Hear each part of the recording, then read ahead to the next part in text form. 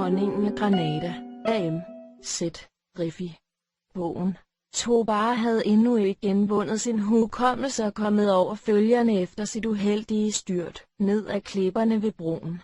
Han var dog i stand til at spille på gitaren, som før han kom galt afsted.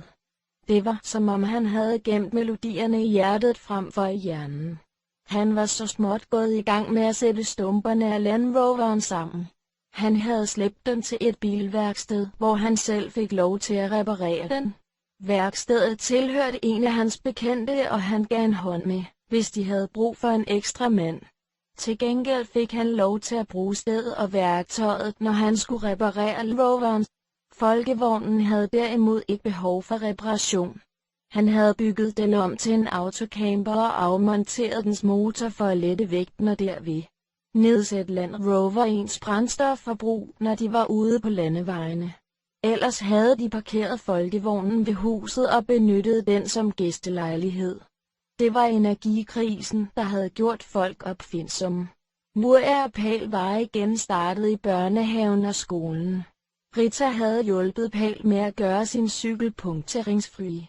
Tobar, der ikke troede på ideen i første omgang, stod og kiggede nysgerrigt, da Rita klippede siderne af det gamle og slidte dæk med en saks og lagde det som en strimmel mellem slangen og det nye dæk. Han overførte Ritas idé til Land Roveren til videre, så det ud til at virke. Rosaen havde travlt med klienterne, og Rita fik lov til at være med i seancerne og lære af hende. Hun skulle trods alt passe stedet alene, når Rosaen var ude af huset for at udføre ceremonier ved fødsel, begravelse og alt mellem himmel og jord. Hun fik lov til at bladre i Rosans læge- og sygeplejebøger og slå op i hendes opskriftshæfter, når hun skulle blande og tilberede urtemedicin.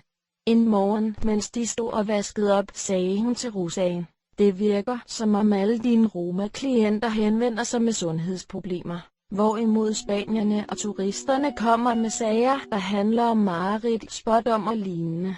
Rosaen responderede: "Det er ganske rigtigt. Spanierne og turisterne har i forvejen adgang til et sundhedsvæsen, der kan dække deres basale behov. Det er derfor, at deres problemer, sammenlignet med romanernes, er luksusproblemer." For at drille Rita, tilføjede hun: "De fleste huse her omkring er egentlig huler, der er hugget i kalksten. De har engang fungeret som indgange til katakomberne under byen.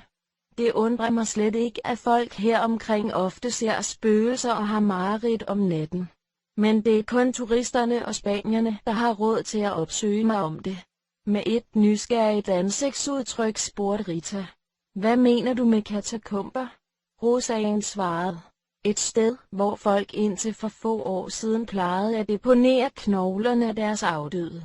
Hun pegede på gulvet under Ritas fødder og tilføjede: "Du står lige oven på lugen til nogle trapper, der går derned.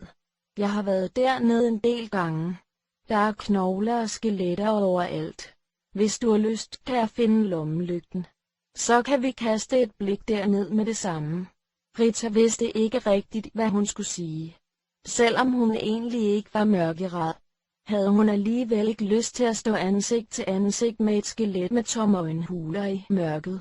På den anden side var hun nødt til at overvinde sin angst for knogler og skeletter. Hvis hun en dag skulle arbejde som medicinkvinde og tage sig af folks onde drømme. På det tidspunkt bankede dagens første klient på døren. Mens Rosa tog sit forklæde af, sagde hun: "Vi kan gøre det en anden dag. Jeg bliver nødt til at skynde mig klar, hvis du er så flink at åbne døren."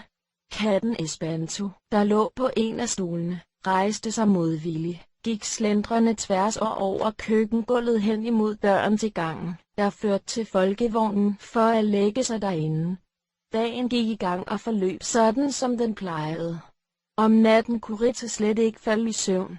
Hun lå i sengen i folkevognen og vendte og drejede sig den ene og den anden vej. Hun kunne ikke løsrive sig fra tanken om, at der tilsyneladende fandtes en by under hendes seng, hvor der husede skeletter. Hun syntes, at det var underligt, at folk begravede deres afdøde under jorden og forventede, at de ville komme op til himlen. Hun havde hørt, at man i nogle lande omkring Himalaya parterede liget og fodrede det til gribe. så havde den afdøde en større chance for at komme op i himlen. Til trods for at hun var angst for at få onde drømme, faldt hun endelig i søvn. Heldigvis kom de onde drømme ikke. Men i de kommende dage følte hun til gengæld, at hun havde onde drømme i de lyse dagtimer. Hun turde simpelthen ikke gå over lugen i køkkengulvet. Det var, som om skeletterne pludselig ville løfte lugen op, gribe hende i anklen og trække hende ned i katakomben. Selv den mindste knirken fra plankerne under hendes fødder var nok til at få det til at risle koldt ned ad ryggen og få hende til at fryse på stedet og spidse ører.